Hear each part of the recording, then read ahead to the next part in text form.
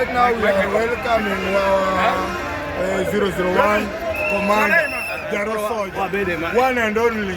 Yes, Jaro. First and foremost, I'm very happy. Today is a great day for Baba fans. Yes. Tunashukuru sana na tunashukuru Mwenyezi Mungu. Unajua wale majirani wetu wa next season Waswidi walikuwa nafikiria atachukua kikombe. Lakini Mungu ni nani? Sisi ndio champions sahi.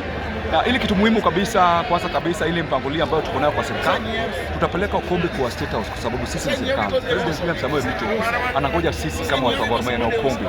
After kutoka State House tunaenda Kanu Kajaramogi kwa kina baba, mali baba amelala kwa sababu baba alikuwa patron.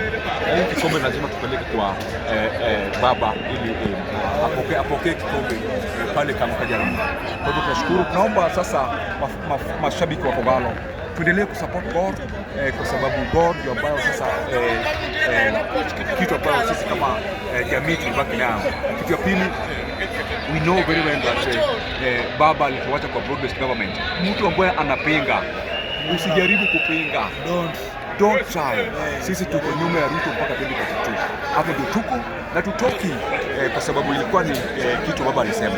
Kwa hivyo thank you very much and may God bless you, God bless Kenya, God bless Gor Mahia. God bless William Ruto. Misa.